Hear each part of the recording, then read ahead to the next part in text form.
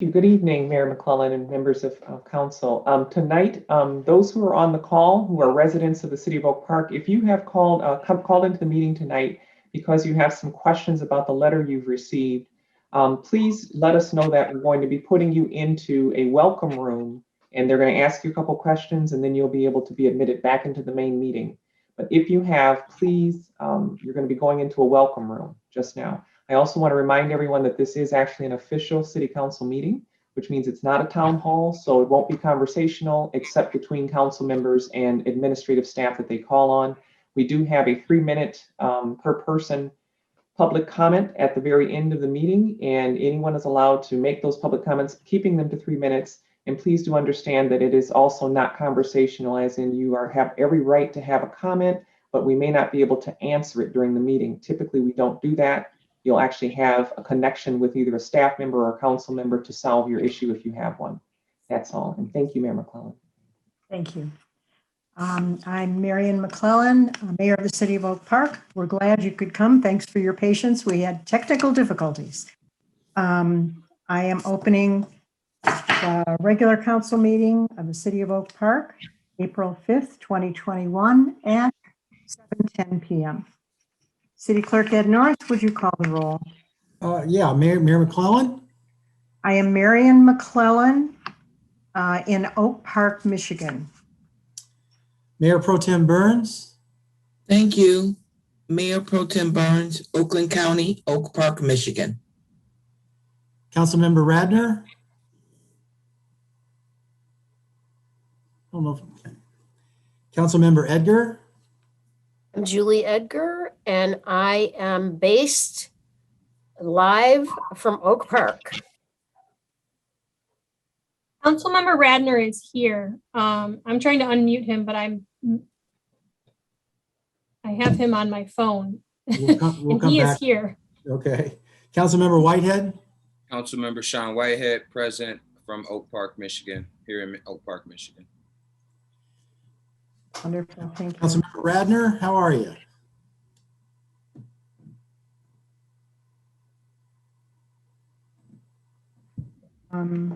I have a message about an urgent family matter, so I'm not sure if Councilmember Radner will be available. Okay. But Lisa, Councilmember Radner is in a breakout room. Are you serious? Which is he on a phone? Yes, I'm moving him right now. Okay. Okay. This is Solomon. Can anybody hear me? I've been talking to Yes. myself for a while. Yeah. Oh, great.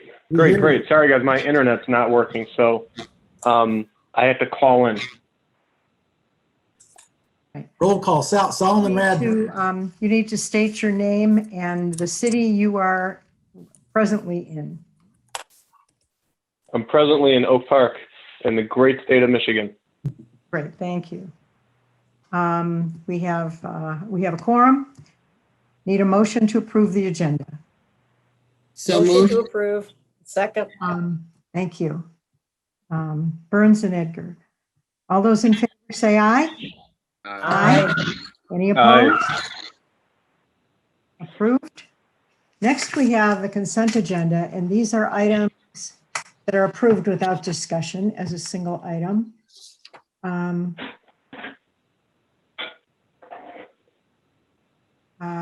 I had a question about H and I.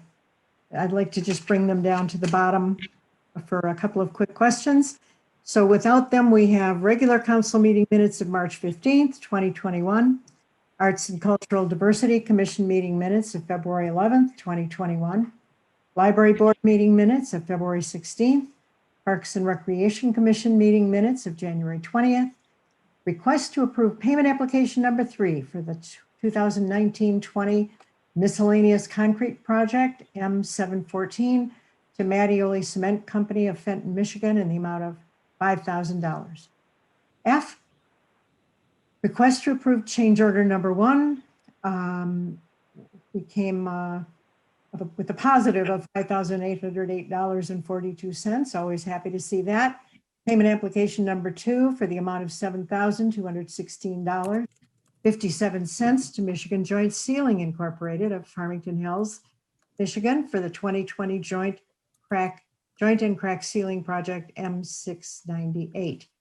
G, request to approve payment application number 1 for 2020 sewer and catch basin cleaning and TV inspection project M716 to Deutsche Environmental Services of Warren, Michigan for the amount of $52,124.40. Skipping H and I briefly. J, request to reject the bids and re-advertise the bids for the streetscape amenities project. K, licenses new and renewals submitted for April 5th, 2021. Is there a motion to approve the consent agenda? So moved. Second. Thank you, Edgar and Burns. All those in favor say aye. Aye. Aye. Any opposed? Motion carried. Take a look at number H, request to advertise for bids for the 2021 transformer replacement project M723. The notes talked about leaking, and I wondered if Assistant City Manager Kevin Yee could just explain what was leaking and what are we doing to remediate it?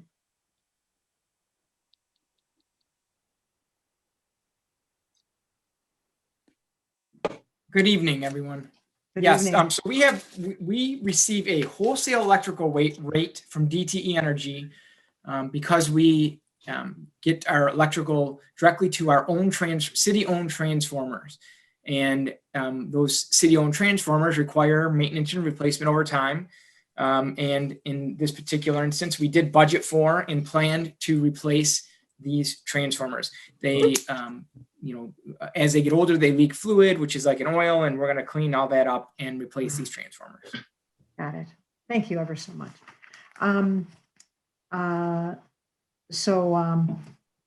You see, I was requested to advertise for bids for program year 2020 for yard services M723.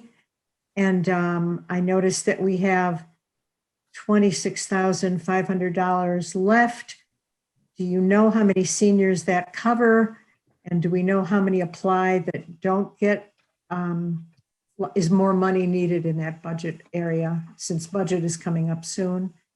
And if you don't have the information now, I'd be happy to wait on that. I'm going to call on Director Barrett to see if he has those answers handy, and if not, we'll investigate and get them back. Good evening, Mayor and Council. I do have some basic facts, but we will be able to serve about 80-something residents with that amount of money. And I do not have numbers of the residents or seniors that call in that aren't funded, but it's a first come, first served basis. We fill up the list, and these are based on the residents of the high need. And a lot of the snow removal services is always dependent on how many grass cuttings or how many snowfalls we have or how many snow events. So it's a little bit of a moving target on how much of that money we're going to spend, but typically we service 80-something seniors. Between now and budget, if anyone could get information about what the need is compared to what, how many we service, I would appreciate that. And thank you. We need a motion to approve item H and item I. Is there a motion? So moved. Thank you. Burns, and a second. Radner, thank you. All those in favor say aye. Aye. Aye. Any opposed? Motion carried. Thank you very much. Assistant City Clerk Vecchio, do we have any elected officials visiting tonight?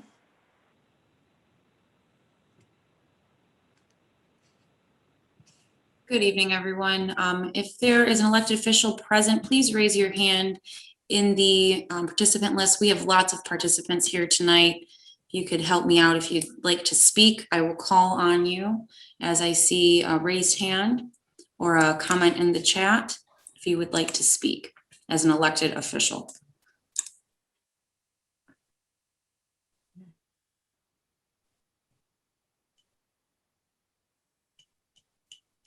We're not seeing any. So I do not see anyone. All right, thank you very much. Skipping down to item 9 on the agenda, accounting reports. We need approval for payment of, Madam Mayor, excuse me, we have item 6, please. 5 and 6. Or 6. Recognition of elected officials. Oh, thank you. Thank you. Bless your heart. Special recognition. We have Adriel Thornton here, and about the MOGO annual report. And Director Van Vleck, are you going to introduce this? Yeah, so as you guys know, we implemented MOGO about a year ago now. And it had been in the works for quite some time before that. And Adriel Thornton is one of I would say one of the MOGO leaders and someone that we work with closely to make sure to hopefully move the success of MOGO. And he does a wonderful job. And since the expansion has come up on a year, they've put together a really great annual report. And so he volunteered to come and speak to you all to give you guys an overview of that report and talk to you about the success of the expansion, even in light of the pandemic this past year. So Adriel, I'll hand it over to you. I forgot to ask you, Adriel, I apologize if you wanted to pull up the annual report or if you wanted me to do that. It's up to you. I have it ready and I can just share my screen if that's possible. Or can you, I'm sorry, Lisa, can you give him the capability just to share his screen for a minute? Okay. I mean, if it's, yeah, it's up to you. Whichever's easy. Yeah, that's fine. Give me just a second. Okay. While they're getting that together, just to properly introduce myself to you all, my name is Adriel Thornton. I'm the Director of Marketing and Community Outreach for MOGO Metro Detroit's bike share system. Since we expanded during the pandemic in June of last year, we have become really the region's first regional transit system. Well, let me say current regional transit system. And we are beyond excited to be operating in Oak Park. So you'll probably see some familiar faces with some of the photos that are in here because we've done several photo shoots in Oak Park, inclusive of Oak Park. And I want to send a special shout out to Mayor McLeland for that video that she put together a while ago. That was in a while ago. That was really really fun for us to watch. I know Lisa was at that meeting where that video was sort of screened or shown. So, okay, thank you. All right, so just as Crystal said, this is the annual report that we produced for the year 2020, which is inclusive of some facts for Oak Park specifically. But after I go through the entire annual report, I will give you just a couple more stats I think that will make Oak Park really happy about its bike share system. So let me just share the screen. Oh, it's never exactly what I want. Okay. And then I'll full screen this.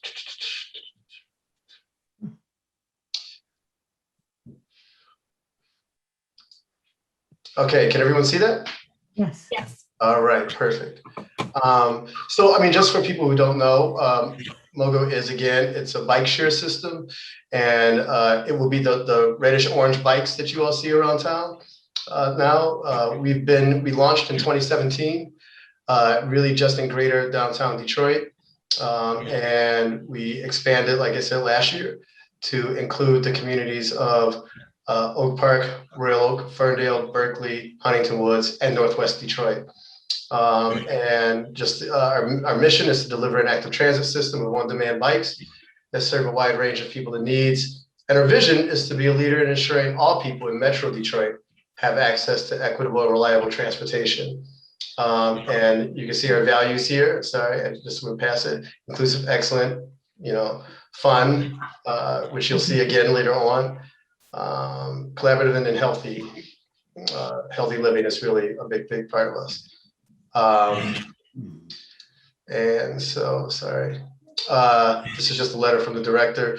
Lisa Nosowski is still the current executive director of MOGO. She has a co-role now. She is the president of the Q line, downtown. So we are actively looking for an executive director right now, but she is currently the number one. Still currently, sorry, the executive director. I'll get to some of these stats here, but just for the expansion, just that we did last June, we added 31 new stations, 5 of which are in Oak Park, and 140 bikes to the expansion area, which was a pretty significant thing. We almost doubled our service area with that expansion. We did have, like everyone else, a pretty significant pivot with COVID-19. Last year, our response was to make sure that we were out in the communities, really sanitizing our bikes and our stations. And one thing that we did that was really interesting is we partnered with the city of Detroit with the e-bike pilot, in which we provided electric e-bikes that you can see right here that were donated by GM to essential workers, mainly hospital workers, things like that. And this was a long-term rental that was free to them. Or I'm sorry, it was a small charge for them, but we maintained and operated, we maintained the bikes and then facilitated this rental. So it was the Mogo team that was out delivering these bikes to folks and sort of managing the program for them. Here we go into the fun stuff. that includes Oak Park. Again, in June, we expanded to these communities here. Along with that expansion, I want to say that we also changed our pass and pricing options. Previously, for a casual pass, which is what your average rider would come up and want to, get a bike from one of the stations, we had an $8 daily pass, which you had to check in every 30 minutes to one of our stations. We responded to the consumers and changed that, and we introduced 2 new pass and pricing options for the casual riders. One is a pay-as-you-go option that allows you to rent pay $1 to unlock the bike, and then it's 25 cents per minute. And then a prepaid pass, which is like a prepaid phone, where you get 2 hours of ride time for $18. And those minutes are able to be used whenever. They're just like a prepaid phone. So once you get them, you have them. So if you ride 30 minutes today, and then a year from now decide you want to take another 30-minute ride, you've still got that bank of minutes to ride with. So that was a pretty big part of our expansion too, was we changed system-wide our pass and pricing structure. And so these are some of the stats from your expansion neighbors. Northwest Detroit and Ferndale. I won't go through every single point here.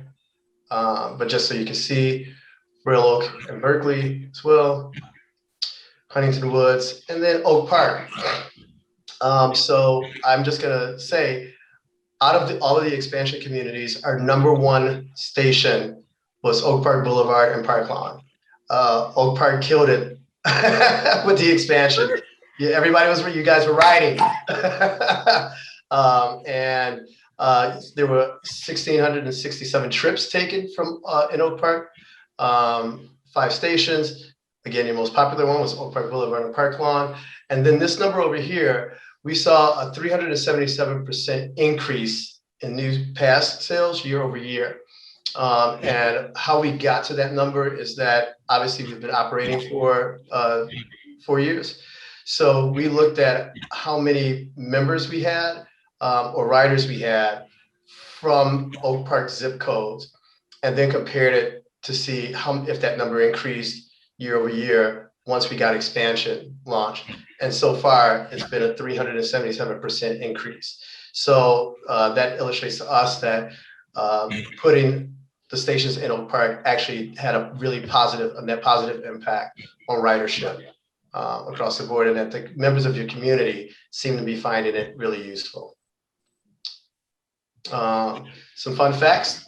The casual passes, those are those 2 pass options I talked about, but also includes a few months of the daily pass.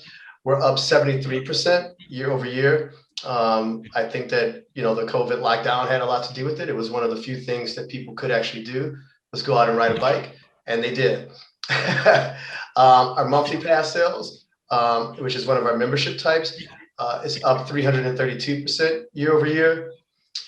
We have another membership pass called the Access Pass, which is an annual pass. It has all the benefits of an annual membership, an annual Mogo pass. but that it's for people who qualify for state benefits, like a bridge card or Medicaid. They can get that annual pass for $5. And so the access pass makes up 28% of our annual memberships.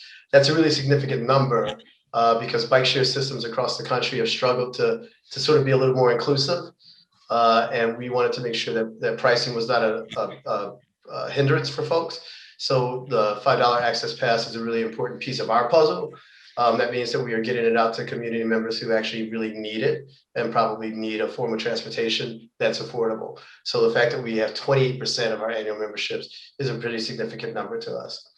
In 2020, we had 92,105 total trips across the system.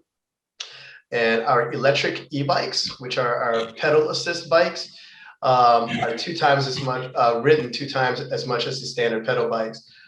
Which actually contributes to ridership quite a bit.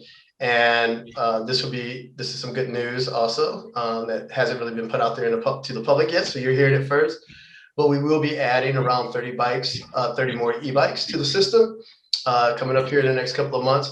So that actually makes it much easier for folks who may struggle with riding a regular bike. It really, really, really makes it much easier. Again, there's the pedal assist. They go up to about 15 miles per hour. And it's one of those things that in the summertime, I love riding them because you get to where you have to go and you haven't sweat. So I think that's really fun. And then a couple of other fun facts that since launching in 2017, Mogo riders have offset 1.78 million pounds of carbon, which is the equivalent of 174 passenger vehicles driven over the course of 1 year. Electricity to 137 homes for 1 year, and charging 103 million smartphones. So again, riding bikes, as we all know, is a healthier option for the environment. Mogo riders have also traveled almost 3 million miles, which is 112 trips around the equator and six round trips to the moon. We used that little fact right there to challenge SpaceX on Twitter. I'm sure they didn't appreciate it. But yeah, so I just want to also note that the health and environmental benefits of Mogo is apparent, and I mean that's generally for any bike riding, but we're really, really happy to contribute to society in this way. Just a couple of things from our rider survey highlights. 70% of respondents said they became a Mogo member for exercise and fun. 74% of all casual riders choose the pay-as-you-go pass. Speaking specifically, unfortunately, it's still a concern. But throughout the pandemic, since we launched, 80% of respondents reported feeling comfortable or very comfortable riding Mogo during the pandemic. So we are, again, really happy to be able to provide that service to folks when they might be nervous about other forms of transportation. And I told you we would see the word fun again. In our survey, the #1 word used to describe Mogo is fun. And you can see some other stats down here specific to our the free ride time to an hour. That's for memberships. So that really impacted them too, because a lot of them no longer feel the need to plan their trip around returning their bike to a station in 30 minutes. This is just more information about Access Pass. Another program I want to bring up that is our Adaptive Mogo program. So the Adaptive we are one of 2 major cities in the United States. There are more coming online, but we are one of 2 right now. The other one is Portland, that offer an adaptive option. So it's seasonal. It usually kicks off in May and runs through October. But we have 13 non-traditional bikes for folks who may find it challenging to ride a regular 2-wheel bike. This includes the photo here is a young man in a cart bike that his grandmother pedals there. She wrote us a letter actually that let us know that this option allowed him to actually experience bike riding for the first time in his life. So, I mean, it really makes a difference. It operates a little differently. You won't see these at the stations. We partner with Wheelhouse Detroit on the riverfront, and you have to reserve these Some of these bikes, like the other picture you see here, have to be fitted to individuals, but it is another recreational option for folks who may have not ever had a chance to pedal or to be on a bike. We have tandems too, so that other people can pedal for you. It is truly a great program, and we are beyond proud to offer this service to folks. We are looking at potentially expanding this program. We potentially could do a pilot in the expansion area this year. So we'll keep you posted on that. And something else that's really exciting, our Rider Perk program. We will be reaching out to the Oak Park community to try to get across the city folks involved. But this is a plan that we work with small businesses. And we partner with them to offer riders a special perk. That could be a discount, that could be an additional item. We work with service providers too.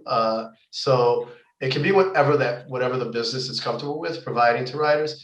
And it really is a great benefit to the businesses. It gets people who are Mogo members off the bike and into their businesses. And it's a great thing for our riders. Because it gives them an incentive to actually, it makes their membership a little bit more valuable and riding Mogo a bit more valuable, especially in the winter months. We know that people are not necessarily trying to ride a bike all the time. So we're really, really excited about this and growing this in 2021. And these are just some rider things. Actually, I want to point out one person in particular. Alan Thomas is a an Oak Park resident. He is one of our most ardent riders. He started riding when the expansion. He is probably single-handedly done half of those trips from the Park Lawn station. He's also an active member on our social media channels. He really responds. He's been a great advocate of Mogo. And he is I think he's a senior who really uses it. He started writing it for exercise. I'm sorry, my hand gets it. He started writing it for exercise and has roped in quite a few more people into it. So again, Alan is the biggest thing I point to when I look at whether or not this was actually beneficial to the people of Oak Park. And so that's pretty much it for the annual report. Here, I will stop sharing my screen if I can find it. Mr. Thornton, Yes. if I want to go on Tuesday night, there is a bike ride, usually during the nice weather time, that one of our residents has started organizing. And it's usually an hour and a half or 2 hours, like during the summer. What membership would you recommend for that? If you're going to ride more on a regular basis, I would suggest that you get one of our, like a monthly or an annual membership. It just saves you money over time. The annual membership is $90 for the entire year, and that's 365, 24/7 access to the bikes, and you get an hour of ride time in that, and then anything beyond that is just 25 cents per minute. So that's how that will work. So we actually have quite a few people who use it, who get Mogos to do slow roll or some of these other big, people use Mogos for that all the time. So that would be probably your best option. I would go ahead and get membership. The next thing would be maybe to get a monthly pass. All the memberships have that 1 hour free ride time built into it. So any of them that you get would be the same thing, an hour free ride and then 25 cents per minute. But if you're going to do it more frequently, especially throughout multiple months, then an annual pass probably makes the most sense. And how much is the monthly again? The monthly is $20. Oh yeah, so the annual makes a lot of sense. Exactly, right. Thank you. Does anyone have any questions or comments for Mr. Thornton? No. I appreciate your enthusiasm and your creativity in adding all of these new things and new businesses. And thank you for bringing some excitement into Oak Park. Well, thank you all for having us. We really, really appreciate it. It's been great for us too. And we look forward to doing even more things this summer with you guys. Wonderful. Thank you so much for your report, and keep doing it. All right. Thank you so much. Thank you. All right. we're down to the accounting reports. Approval for payment of an invoice submitted by Howard L. Schiffman, PC for legal services retainer for April 1st, 2021 to June 30th in the total amount of $18,000. We always pay 3 months ahead for this fee. We need a motion and a second. So moved. Thank you, Whitehead and Second. Burns. Thank you. All those in favor? Any discussion?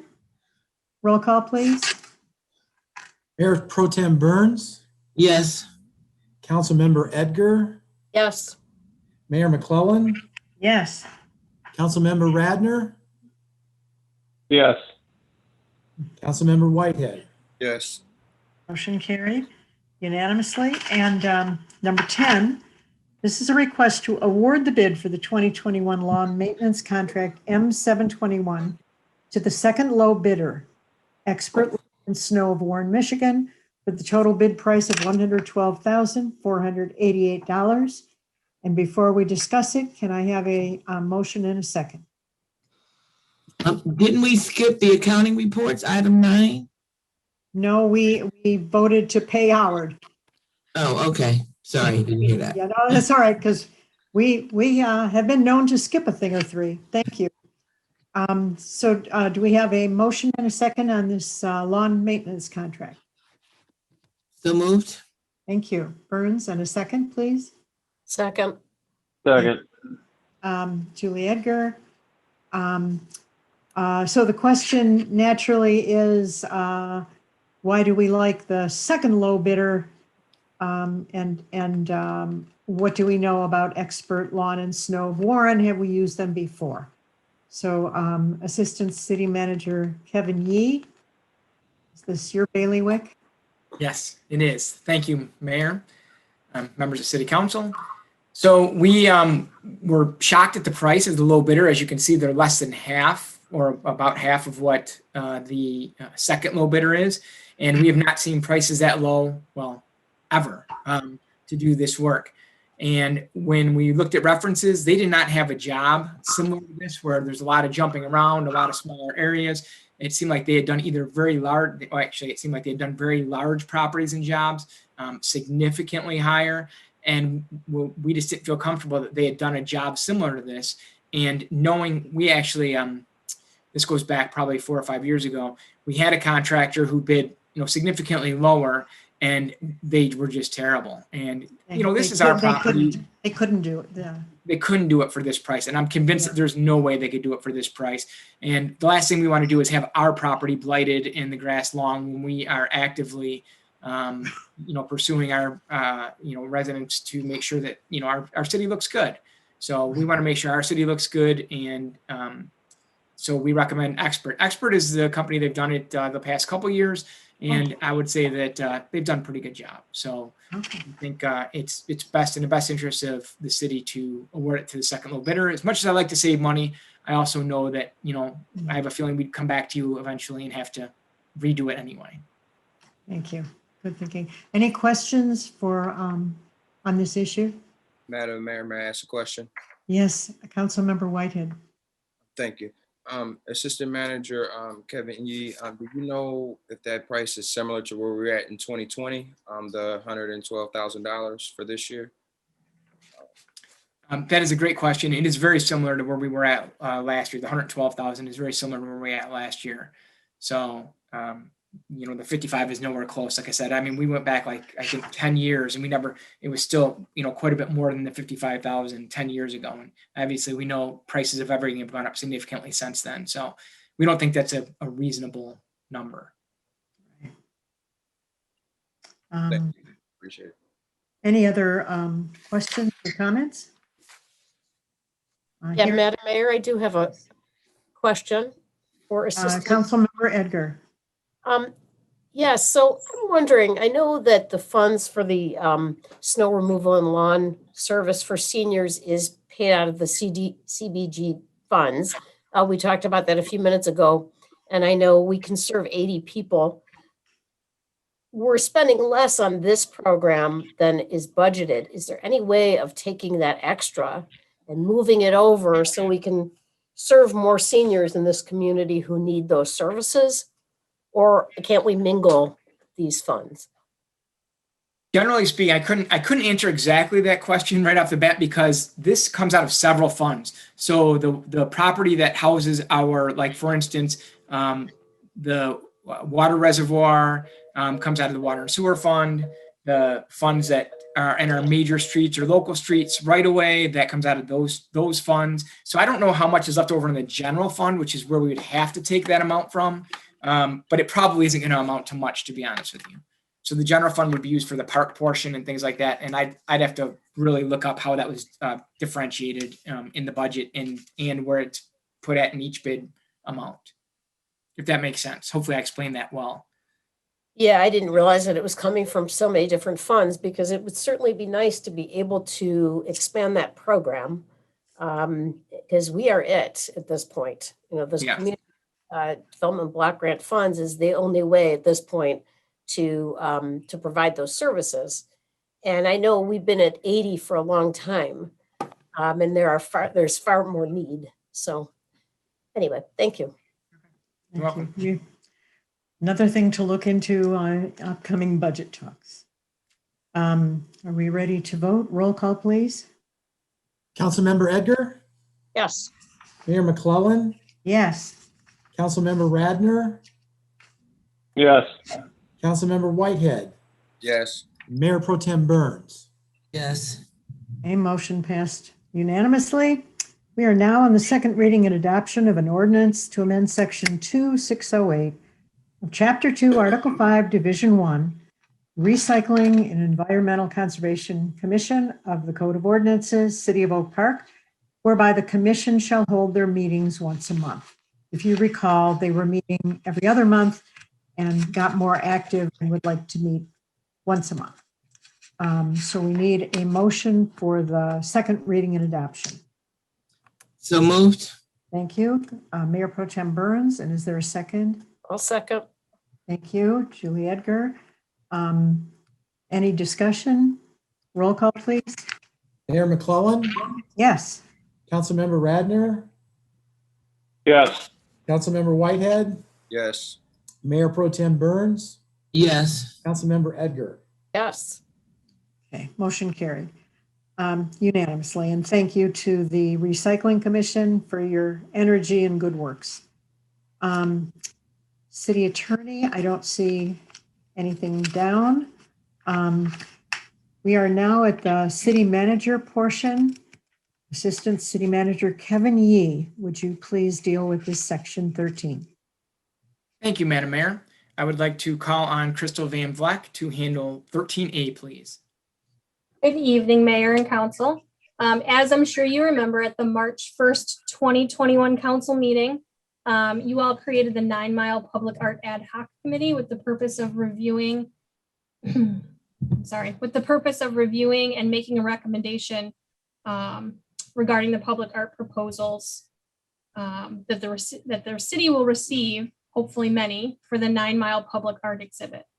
The committee consists of 3 members of the Arts and Cultural Diversity Commission and the council liaison to the Arts and Cultural Diversity Commission, which is Councilmember Whitehead, 3 staff members who were appointed by the city manager, which include myself, Economic Development Director Kim Maroney, and Recreation Director Lori Stasiak, and then 2 residents who are to be appointed by you guys who have specific qualifications that can assist the subcommittee in the selection of art. To choose those 2 resident members, the city implemented an application process. Applications were due March 25th, and they've now been reviewed by city staff, and we were tasked with making an appointment recommendation to city council. I'm pleased to say that we received a number of impressive applications from residents with varying degrees of artistic backgrounds. Ultimately, in an effort to provide the committee with a diversity of backgrounds and artistic knowledge, we recommend the following residents be appointed to the 9 Mile Public Art Ad Hoc Committee. The first is, his name is listed here as Sterling Crosley, but for the record, I just would like to make an amendment to that. His name is actually Zachary Sterling Crosley. So I apologize. Mr. Crosley currently works with the Charles Wright African American Museum. He works in the collections department, and he's worked there for some time. He has a fashion photography degree from the Fashion Institute of Technology in NYC. He also has a history and arts bachelor. I'm sorry, a bachelor's in history and arts from Wayne State University. And so we believe that he made a great candidate for the commission. The second person is Mr. Mark Newport. He has been a practicing artist since 1991. He's been exhibited in museums and galleries internationally. Currently, Simone de Sosa Gallery in Detroit represents his work. He's also a college art professor, and he's been a college art professor for decades, currently at the Cranbrook Academy of Art since 2007. Previously, he had been a professor of art at Arizona State University, Western Washington University, and the Cleveland Institute of Art.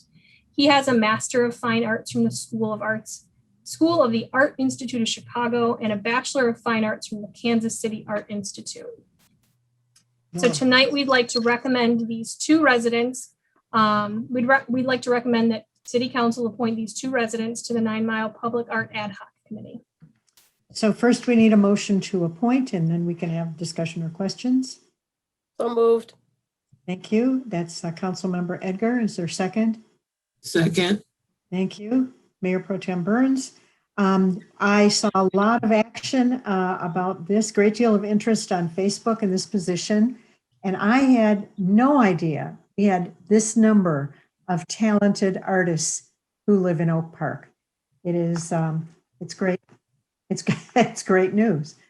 We need an arts district, people. Any questions or comments about this applicants? No. All those in favor, please say aye. Aye. Aye. Aye. Any opposed? Unanimously. Thank you so much for volunteering, and we thank all the rest of you who volunteered. We'll nab you for something else. Back to Assistant Manager Kevin Yee. Thank you, Madam Mayor. I will take the next two. These are both public works related items and engineering related items. The first one, 13B, is a proposal for professional services to provide water system services, including a required America's Water Infrastructure Act of 2018 risk and resilience assessment, our emergency response plan, and our water reliability study updates. Attached is a proposal from OHM for these services. These are required, as we call, unfunded mandates to EGLE, the state's environmental group, and we're required to do them. Funding is available in the Water and Sewer Fund for this expenditure, and is recommended that City Council approve the attached proposal from OHM advisors to provide water system services, including our required AWIA risk and resilience assessment, emergency response plan, and water reliability study updates for a total cost of $49,200 upon review of the city attorney's office.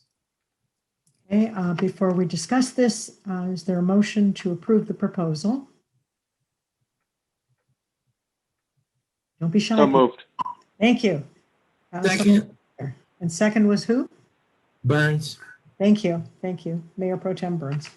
I know that we've worked with OHM, and after reading over the plan, I can see that they're meticulous and dependable.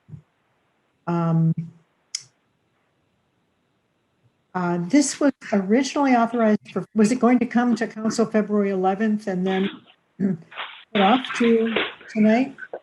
And the report is still due on the 15th, is that correct? Yes, the delay was, I had a delay in getting this item on the agenda just because of everything happening, but we'll still get our reports in on time. I'm confident of that, and they've done a great job for us in the past, like you had mentioned. Obviously, we've used their reports for a lot of different assessments of our water system, and we depend on them for a lot of the things that we do to analyze our water and sewer system. And they provide us with suggestions, is that correct? Absolutely, yes. I have a question. Yes, Mayor question. Pro Tem. So this is a totally new cost based on, you said something that a new rule or act that was established in 2018? The new America's Water Infrastructure Act, the Risk and Resilience Assessment, it is a new act in 2018, so newer act. And this is our first report for that. Yes, and the other two are updates to existing reports that we've had to do.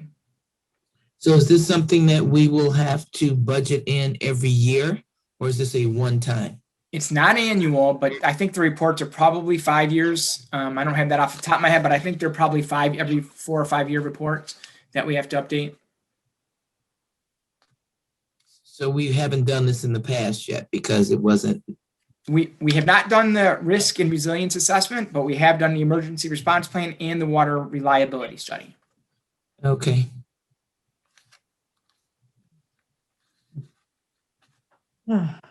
Cities adore unfunded mandates. You have to do it. You have to figure out a way to pay for it. We have a motion. We have a second. Are there further questions about OHM or this report? Roll call then. Councilmember Radner, Yes. Councilmember Whitehead, Yes. Mayor Pro Tem Burns, Yes. Councilmember Edgar, Yes. Mayor McClellan. Yes. Passes unanimously. Thank you. Thank you. And item 13C is a proposed change order number 1 and payment application number 1 for the 2021 sewer lining project M717. Attaches proposed change order number 1 and payment application number 1 for this project. The project will rehabilitate damaged sewer mains throughout the city. The change order is an increase due to we added a sewer line that we found that needed rehabilitation through the cleaning and videotape project, which, you know, I am always happy to find before we have a problem. So it shows that that project is working. But the increase is for $5,088.20. So it's recommended that the proposed change order number 1 for the 2020 sewer lining project M703 be approved to Inland Waters Pollution Control for the amount of $5,088.20. It is further recommended that payment application number 1 for the same be approved for the amount of $289,355.20. Funding is available in the Water and Sewer Fund for this project. And this still is within the budgeted amount. City Clerk, do we have a motion? Not yet. We Not yet. need a motion. I'll make the motion. Thank you. Councilmember Radner, is there a second? Second. Thank you, Mayor Pro Tem. Can you explain what sewer lining is and how does it compare to replacing the whole sewer as far as cost, as far as how long it lasts? So what this is you take an existing sewer and you put a resin lined basically bag inside of it that rolls into the sewer, and they fill it with pressurized heated water and bake it. And you bake it for several hours until the pipe actually becomes a structural pipe in itself. So what you do is you have a pipe that might have some cracks in it or some sections that are might be having some issues with it, and you put this pipe in, you bake it, and it becomes a structural pipe, so you don't have to dig it up. Obviously, when you dig it up, you're disrupting, a lot of different things. It's a lot more costly, and you're cutting down trees, and in a lot of these, we try to really concentrate on the rear yard sewers. So, we don't ever want to go in someone's backyard and have to dig up a whole series of backyards and fences and everything else. So, this is a great project to do a lot of sewer lining and take care of a lot of sewers for the amount that we pay. So, we're always interested in, trying to do the least disruptive rehabilitation we can and for the lowest cost. Thank you for the tutorial. Appreciate it. And it less comparably to a brand new one? Yes, it is a structural pipe and it does have a long lasting life to it. We started doing these probably over 20 years ago and they still look good to this day. So they've lasted. Wonderful. Any questions? Yeah, I have a quick question, just going back to something you said, Assistant City Manager Yee. So for people who've got the pipes in their backyards that might be, structurally unsound, maybe they've got the cracks. Did you say that this lining project will also sort of take care of those smaller offshoots, or no? No, this does not take care of private personal sewer leads. This takes care of the city's main, the portion that the city is responsible for. We can't get the pipe up into their mains. That's not something that we do. Okay. Thank you. Any other questions?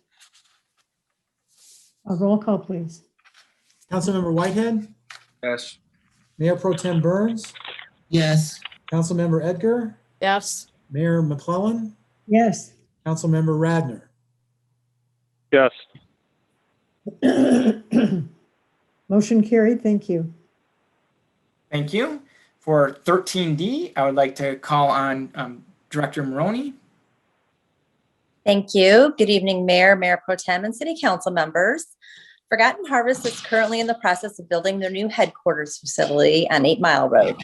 The intersection at Hubble is in need of widening to make it easier for them to do their truck movements, as well as for the other businesses along Hubble. There is a Transportation Economic Development Grant available through MDOT to help fund this widening project. The resolution that I have in front of you tonight would support the City of Oak Park submitting an application on behalf of Forgotten Harvest with no cost to the city. The grant match will be funded entirely through Forgotten Harvest. As a longtime partner and company in Oak Park, I recommend approving this resolution. We do have, just to let you know, Mayor and council members, Kirk Mays, the CEO, on the line from Forgotten Harvest, as well as several other members if you have any questions. Let's get a motion and second, and then we'll ask Mr. Mays to speak briefly about this. Is there a motion and a second, please? So moved. Thank you, Burns, and second. Second. Thank you, Whitehead. First of all, for those of you who don't know, Forgotten Harvest was named one of the 10 best charities in the country, best run. So we are really thrilled to have them here with us in Oak Park and moving, not out of the city, but still in Oak Park. And in my opinion, if this will help them at no cost to the city, it's pretty much a slam dunk. Mr. Mays, can you just talk a little bit about what the grant will do for entrance to that area? Thank you, Mayor, and thank you, Council, for giving us the moment to present today. The work that we are asking to be approved, or we're putting before you today, involves us widening the radii of the corners at the intersection of Hubble and 8 Mile, where the businesses where we will join will be egressing, coming in and out with their trucks. Actually, right now, the radii for the curb, based on our logistics team, would be a bit of an acute angle. We'd like to adjust that radii so it has a more obtuse kind of angle, so it's easier for the large trucks to enter and exit 8 Mile. And that just help with the efficiency of the turns and make sure that it's a little bit more safe when everybody's making those turns. Good. Anyone have questions for Mr. Mays? No. Thank you. Thank you so much for coming. Best of luck with your project. We are honored to have you in our city and look forward to working together with you. Thank you so much. We are happy campers and ecstatic to be a part of the Oak Park family. Thank you. Thank you. We are on communicate event and activity update. Madam Mayor, Davis. I'm sorry, we need a vote on that. Oh, thank you. Thank you. Thank you. I just apparently okayed it all by myself, right? Please, if you approve this resolution that won't cost us any money, please say aye. Aye. Aye. Any opposed? Unanimously approving the grant for the support, a resolution in support of the grant. Thank you. Now we're on communications event and activity update. Thank you. Good evening, Madam Mayor and members of City Council and Assistant City Manager Yee. We have some great activities taking place in Oak Park, as we always do, so I want to share them with you. The first thing I think we need to talk about here is a postcard that went out to about 1,000 of our residents just a few weeks ago about the sidewalk replacement program. I wanted to just remind everyone that has been postponed until 2022, and just read you a quick note from our City Manager, Eric Tungate. Greetings, Oak Park residents. The COVID pandemic unleashed one of the most difficult years in the history of our great city. As a result, many of our residents have experienced hardships from lost income and/or unexpected health challenges. After deep consideration and discussion with my administrative staff and our city attorney, as well as City Council, I have decided to postpone the sidewalk replacement program until 2022. Please know that the safety and well-being of our residents is our top priority. Although the sidewalk program is designed to provide safe walking paths and maximize property values, I believe it is much more important right now to support our residents through acts of compassion. Thank you for your patience and understanding. As we reschedule this construction project, please stay safe and well. Sincerely, Eric Tungate, City Manager of Oak Park. So that postcard was mailed out to homes, but just in case there are any delays in delivery, please know that we've postponed that program. Number two, a reminder again that our Oak Park Municipal Complex will reopen to the public on April the 15th at 8 a.m. as usual. So far, no unseen issues. Looks like we'll be opening up on April 15th. In the meantime, between then and now, residents should still know they can do business with the City of Oak Park through the mail, through Dropbox, through email, through calling. We've all still been at work every day, working safely, but we're opening up now to the public. Vaccines at the municipal complex are still happening. We are still in this great partnership with Henry Ford Health System. They have created a clinic just for Oak Park residents in the community center there at 14,300 Oak Park Boulevard. It is by appointment only. I do want to remind everyone, what you need to do is go onto the homepage of our website at oakparkmi.gov. And on the homepage there, you'll see a little paragraph right in the middle of the page, and it'll give you instructions that you should click on the form there and fill it out. Once you've filled that out, that information goes straight to Henry Ford Health System. They will then call residents and either call them or send you an email so that you can then give yourself an appointment. That's how that works. So it's no walk-ins, but they're doing a lot of great work over there. They're doing hundreds and hundreds per day, and it's every Wednesday so far, and I believe a couple of Saturdays have actually been scheduled. So that is still happening. We have changed because the governor has changed the criteria. We have expanded. Henry Ford has informed us that they've expanded. So now they're doing 50 years old and up with or without health conditions, and then 18 to 49 with health issues, including caregivers of those between 18 and 49 who need to be vaccinated. So please do register for that. The next announcement is about yard waste and brush collection. I do believe that came up a little earlier in the meeting. That begins this week on your normal garbage pickup date. They'll be doing that. So that's either Thursday, April 8th or Friday, April 9th. Bags and refuse should not be put out any earlier than usual. I just want to make a big reminder of that. My understanding is some people have been putting some bags out because there's a lot to collect, after such a winter. But please don't put your bags out any sooner than the 8th or 9th on your regular pickup day. The next one is the 9 Mile redesign campaign. It is still going strong. We are redesigning 9 Mile, making it just a walkable, lovely community where folks can go and just sit and the children can play and seniors can walk, and it just looks beautiful over there. We're in our second phase now of that. And the campaign we're calling Reimagine 9 Mile. And you can actually donate to that. And any dollar amount will help us make this dream come true. Going to www.patronicity.com/9 mile, one word, 9 mile, and give anything that you can. This is a great project. We're revitalizing and transforming 9 Miles corridor into a walkable, vibrant public space packed with amenities for all ages and all abilities. So please do give if you can. Again, the MEDC, the Michigan Economic Development Corporation, is also matching us with a grant up to $50,000. So we actually have an opportunity to actually raise $100,000 if we meet their match. So please do give. At the library, a couple of great things going on here. Ask the Attorney is this in 2 days. It's on April the 7th on Wednesday at 6 o'clock to 8 o'clock p.m. And this month we have Attorney Brenda Richards. She will be answering your questions. Space is limited for that event, so please do call the library to register at 248-691-7480. And any phone number that I give or email address that I give, you can always find it on the website. It's on our website. Just a little reminder for those of you who participated in the British History Talk with Edward Bottomley, thank you so much. It was a great event. He was just very interesting.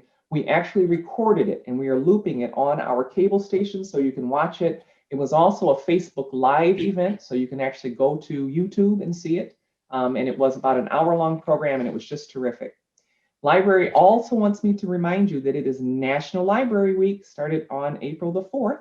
And that means that you should start thinking about all the wonderful things your library can do for you. The library has curbside service right now. And of course, we're opening up everything on April 15th. But between then and now, you can use curbside service by calling the library at 248-691-7480. And you can check out books that way. Also, check out the wonderful content on Facebook that the library puts on their library Facebook page. Recreation has great events coming, and here's the really great news. It's starting to be outside events, which is really quite nice. So we love that. Teen Council is still going strong. The next meeting for the teens will be on Zoom. We're still on Zoom there at 4 o'clock p.m. And that's on April the 28th. It'll be followed by 2 meetings on May 26th and June 23rd. So Teen Council is still happening. Family Drive-In Bingo is also going strong. It's still drive-in for now. I'm almost to the part where we're outside, but Drive-In Bingo is still happening for families on April the 24th at noon. You need to register, however, by 4 p.m. on April the 22nd. And that number is 248-691-7555. That's the recreation office. Then we have separately Senior Bingo. Senior Bingo for our seniors. They can also play in their car. It's drive-in. That will take place on Monday, April the 19th at 11:30 a.m. That's a free event. Virtual Trivia Night. This is fun. $5 per team per night. It's on Zoom, and you do need to register for that. And there are great prizes for that one, gift cards and T-shirts, things like that. On the April 8th, on Thursday, it will be Twilight. It's Trivia Night on Twilight, the movie series Twilight. Then on April 25th, The Simpsons, one of the longest running cartoons in the history of television. And on April 22nd, Saved by the Bell, one of my favorites. And on the 29th of April, that's Family Trivia Night, and that'll be Toys and Games. Again, calling the Recreation Department for details so you can register at 248-691-7555. Okay, here's the outdoor stuff. This is the fun stuff. Karate is happening. Karate for our little people. So I think it's pronounced Gotai. Gotai Beginner runs from May 11th through June 29th. This will be on Tuesdays, and it's outside. The price for that is $55 per resident and $60 for non-residents. And it is planned for ages 4 to 10 for beginner. And the advanced class is for ages 8+ based on your skill set. And they both run, they run differently. The one for advanced runs May 11th through July 1st, and it's on Tuesdays and Thursdays, twice a week. $65 for residents and $70 for non-residents outside. Another outside sport is youth baseball. So Quad City Alliance Youth Baseball League, we are a part of that. And registration needs to happen by May the 3rd, and that's a June 7th through July 23rd league. So it's a summer league. The Quad City Alliance actually is 4 different cities that play against each other, and it's Oak Park, Ferndale, Hazel Park, and Pleasant Ridge. That is for ages 5 to 14. There are 5 different leagues based on age, and there is a cost to all of them, beginning with $45 for residents for the younger ones, all the way to the majors, ages 13 to 14, where for residents it's $65. But that is happening and registration is on right now. Rocket League Duos, this now is for ages 13 plus. It's cross-platform and that'll run from May 8th to June 5th. And you need to register for that also. That's $10 per person. And then for our adults and kids, we have 2 different leagues for virtual NBA 2K21 and Madden NFL 21 leagues. So we have one of those for adults, one for kids, 13 to 17, and the same thing with the Madden adults, and then one for 13 to 17. The one thing that I want to make sure everyone knows is that you do have to have your own gaming console. You have to have your own games and access to the internet in order to participate. But please do call and register at 248-691-7555. The last 2 things I have to share with you are, one, about Wonderful Forgotten Harvest. Mayor McClellan, you were just mentioning how much of a great partner they are. They're fantastic. They've been with us for over a year. This is drive-through pantries every Wednesday from 9 a.m. until noon. You don't need to pre-register for that. You just drive on up and they're doing loading it up. It's contactless. They load into the back of your car, and they've just been a wonderful help to us. If there's harsh weather, which I'm going to knock on wood, no more harsh weather. But if there's harsh weather that prevents this, they usually will have to postpone. They haven't had to do that very much this year, but do check if there's harsh weather, the website, our website, or check Facebook, and will indicate whether or not they're coming. One last reminder, shop local, shop local, shop local. I think our community's been hit a little hard by this pandemic, but we have some very loyal and wonderful local businesses here in Oak Park. And I'm urging all residents to spend your dollars at our local businesses. They're typically owned and run by residents of the community. They're less likely to leave our community and stay loyal, and they're more invested in the community. So let's support our neighboring businesses. And that's all, unless there are any questions. Thank you. Wow, a lot is going on in Oak Park. We saved this item for the last because of the usual system that we have going today. We wanted to allow those who were in the Zoom rooms or those who didn't go into the Zoom rooms to speak publicly if you desire. If not, your comment that you made in the breakout room will be recorded. Next, we will conduct a public hearing to hear comments and concerns on the following special assessment districts. Number 690, unpaid utility invoices. 691, unpaid false alarm invoices. 692, miscellaneous concrete replacement. 693, unpaid property blight invoices. And 694, unpaid sidewalk replacement invoices. I now declare the public hearing open. If anybody would like to speak at this time, Lisa Vecchio, would you provide directions on how to participate and make sure the caller provides their name and the property address that they are speaking about?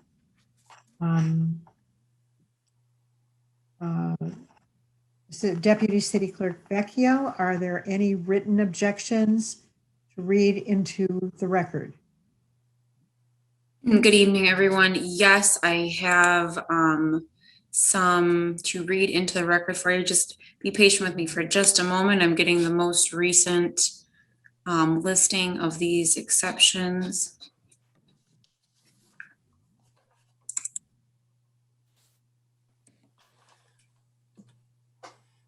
Madam Mayor, we should probably have the people speak first that want to, and then we'll read. Yes, if anyone wishes to speak at this point in time, we have a public hearing, so please raise your hand in the participants list and we will call on you to speak, or leave a comment in the chat and we will call on you from there.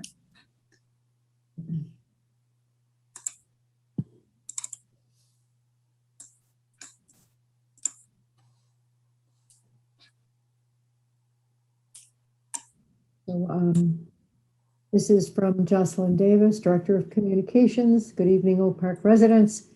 If you're here to address City Council to object to your special assessment district, you will complete the form and you will be removed from the roll tonight, and a staff member will contact you this week And you will not need to speak at the city council meeting if you choose not to, that this was already recorded.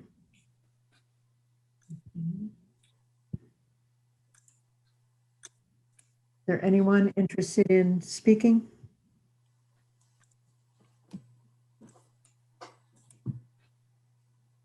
Director Vecchio, is there anybody who would like to speak? It looks like we have.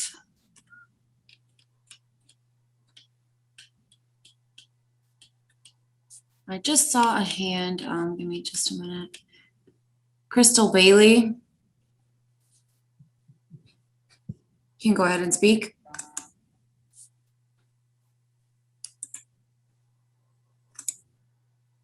Hello, can you hear me? Hello, welcome. Thank you. Hello, good evening, everyone. I wasn't gonna speak, and then I decided to speak. I saw that there was a breakout room. Totally missed that. Can you please explain the form? I was at the last meeting, and this meeting seems a lot different than the last meeting, and I wasn't sure about. However, I'm Crystal Bailey, and I'm running for mayor, so I just want everyone to know.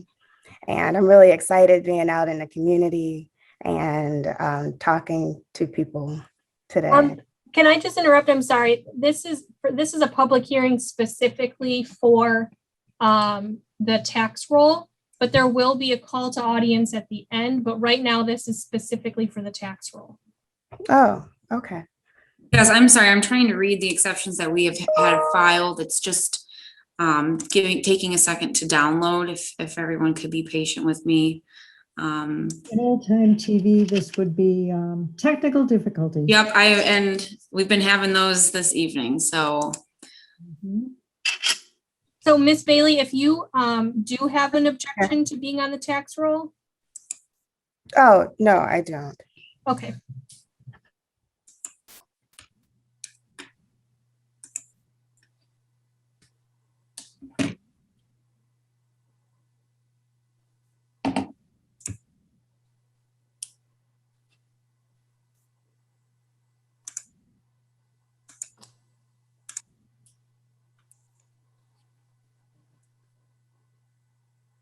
I'm sorry, is Dave DeCoster on?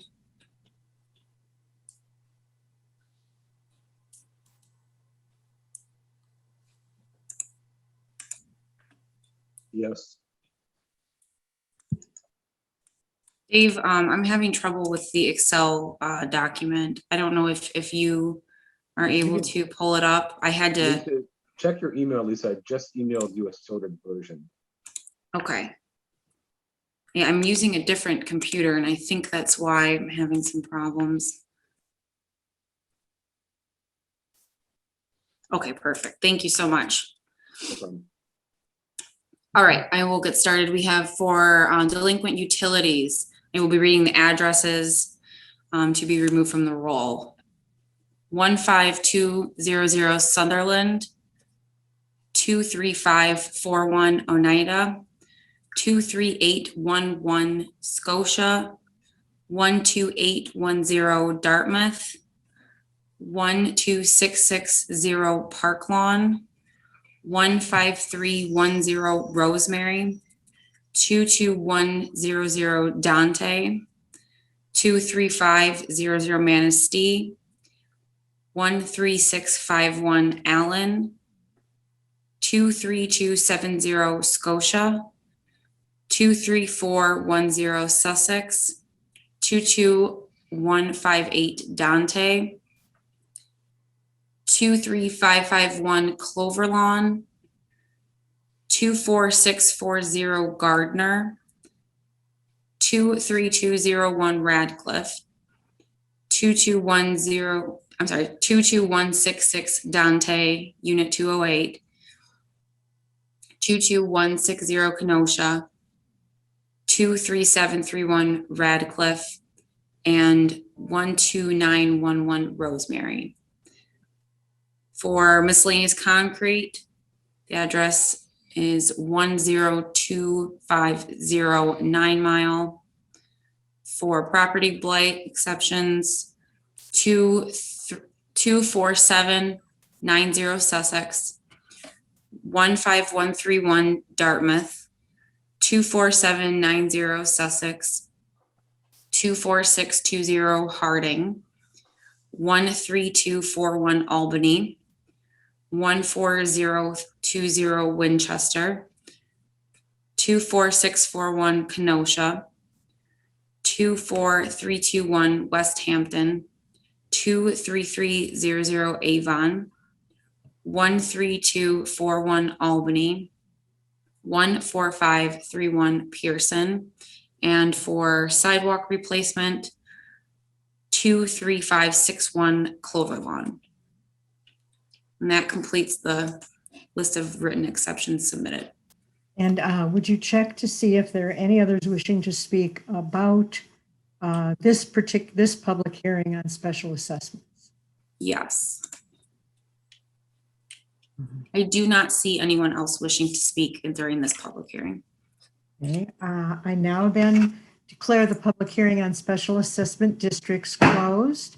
I will entertain a motion to adopt special assessment resolution number 9, confirming the roles and withholding the noted temporary exceptions, and special assessment resolutions number 10, setting the due date of June 4th, 2021, with penalty for the special assessment district 690 to 694.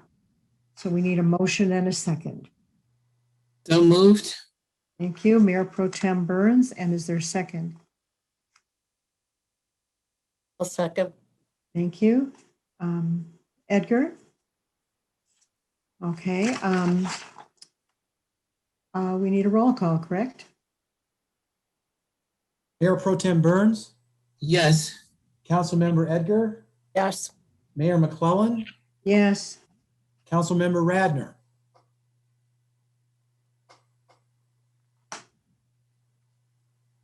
Councilmember Whitehead.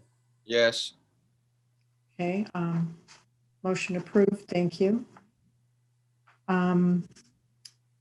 That concludes the regular council meeting, and we are now on call to the audience, and this would be the time to make your remarks.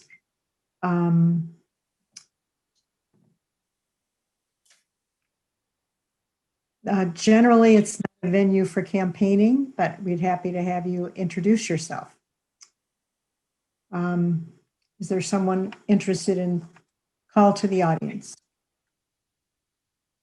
Yeah, Kenneth Sherman was interested in speaking. Good evening, Mayor and City Council. I have 2 items to bring to your attention. The first item I brought before, and as far as I can tell, no action has been taken. And this is directed to Director Barrett and Code Enforcement. The shopping center located at 9 Mile and Coolidge, which houses the Glory Market, that parking lot is a garbage dump. And if you go there any time of the day, you will see that there is litter strewn over the entire parking lot, and they are not attending to having trash, however it gets there, removed. So somebody from the city needs to pay a visit and address that and resolve it. And my second item is, as a member of the library board and as a treasurer on the board, I am in the forefront of having the city offices, including the library, reopen on April 15th. But my concern is that the state of Michigan is leading the nation in rising COVID statistics over the past 2 or 3 weeks. So I do not see how the city of Oak Park, in good conscience, can determine that the city offices, including the library, should reopen to the public on April the 15th, despite maybe people being vaccinated. I've had my COVID vaccines, both of them, but I'm kind of concerned about, opening or reopening the city offices on April 15th with the rise in cases in the state of Michigan. So I think that the city manager and the city council needs to rethink and readdress that happening. Thank you. Thank you for your input. Anyone else?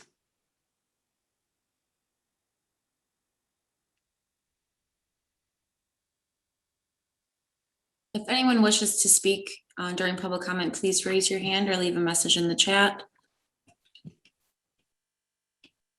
Crystal Bailey, go ahead.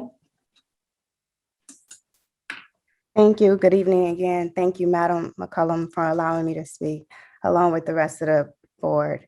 I just want to introduce myself. I'm Crystal Bailey, and I have been out today getting petitions signed to get on the ballot so I can run for mayor. I just wanted to say hello. Thank you. Thank you.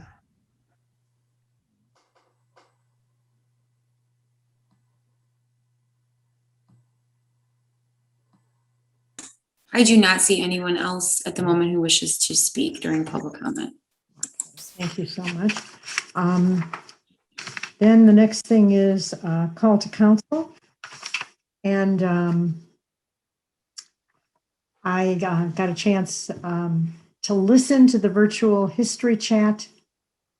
And Ed Bottomley is a fascinating speaker. And he referred to the Sun newspaper. And he referred to a book called Being Black and British, A History of Marginalization. And what was going on with Meghan Markle is not new in England or in our country. And it was fascinating to hear his account of it. And you can still go hear that. Several of us went to the online Capitol Conference, and we heard two mayors, Brian Barnett of Rochester Hills and Oklahoma City's David Holt. They were discussing trust and honesty in government. And they talked about studies have shown that the level of government that people have the most trust in is their local city or township. And we maintain this trust by being open and telling residents the hard truth rather than trying to sugarcoat it. So we will be talking more to you about water bills and that sad story. Again, we're happy to partner with Henry Ford Hospital to make sure residents can get COVID vaccines right here at their own rec center on Wednesday. So again, if you're 50 years of age or older, or 18 with a health issue, or someone who is a caregiver for that person, go online and make an appointment. We do see, as Mr. Sherman referred to, another spike starting. William Beaumont Hospital is again not allowing visitors because of the rising number of cases out there. Oak Parkers, be careful. Stay masked. We're not done with, we might think we're done with it, but it's not done with us. If you haven't heard, Oak Park's own radio personality, Peter Werby, published an article about the 1967 uprising called Summer on Fire. And according to Carrie over at BookBeat on Greenfield, the first printing is almost sold out. So get them while they're hot. Sunday, April 18th, East Oak Park Block Club is kindly sponsoring a 9-mile road Clean Up the Town.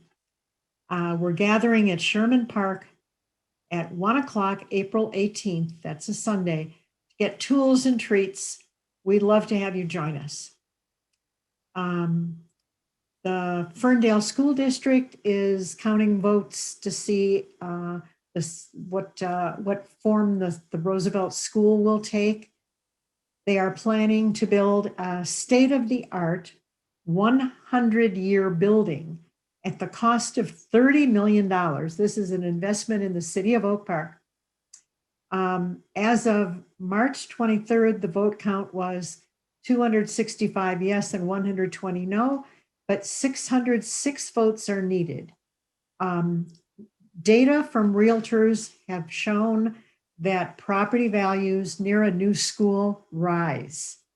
So we are delighted and hoping that this goes well for us. As was mentioned, we postponed the sidewalk replacement project a second year because of COVID. because Oak Park is a city with a heart.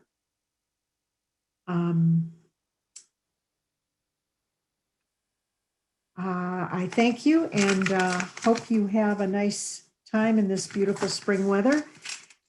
Mayor Pro Tem Burns.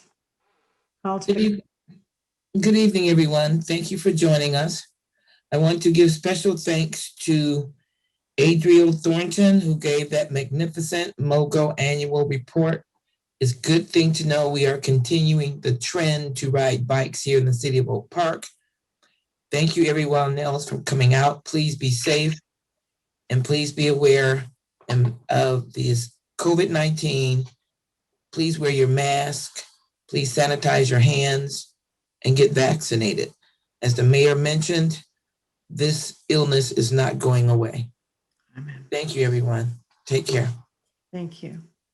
Councilmember Edgar. Thank you, everyone, for joining tonight. That was a really good report on the MOGO bikes. I had an opportunity to ride an e-bike in Austin. It was so much fun. It's a great way to get around. But the regular non-mechanical or non-electronic bikes are good too. So I'm glad to hear that we are really taking advantage of that program. I wanted to mention, I'm putting it in the chat. I'm not sure it's going to make it, but yes, it did make it. So tomorrow and Wednesday, there will be a couple of presentations by Zoom on the Oak Park schools bond proposal, millage proposal.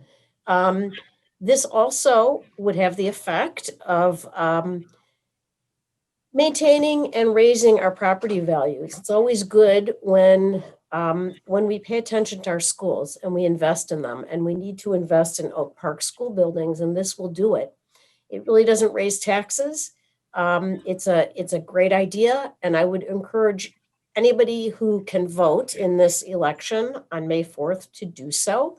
I happen to live in a different school district, but it doesn't matter because I live in Oak Park, and what happens in the city affects everybody, no matter which school district you are in. So I did in the chat, I put in the Zoom links for tomorrow morning's meeting and Wednesday's meeting.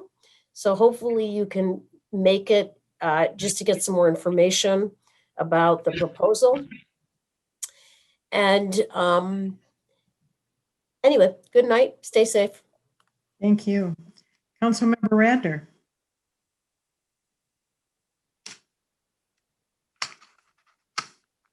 I think we might have lost him. Councilmember Whitehead. Thank you. Just want to echo everyone in regards to the alarm in regards to vaccines and the COVID.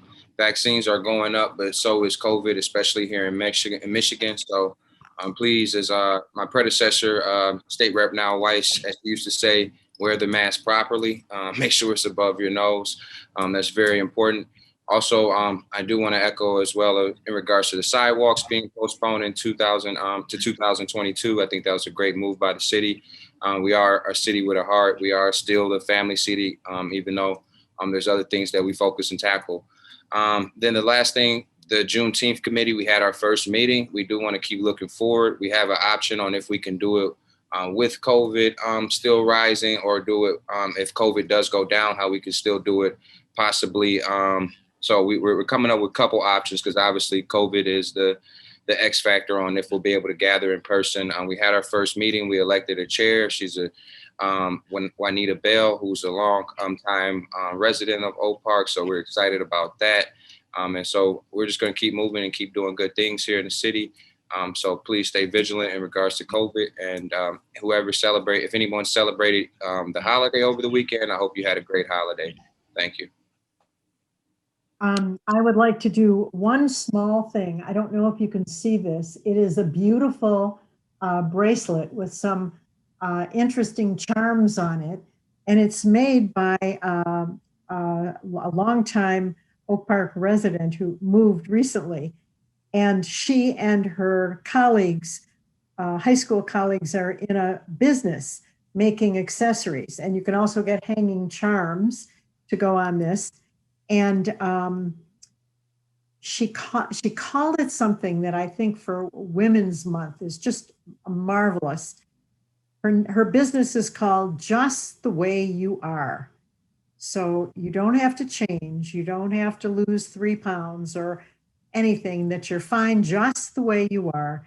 So she took the first letter from the words just the way you are, and that's the name of her business, JTWYA_accessories.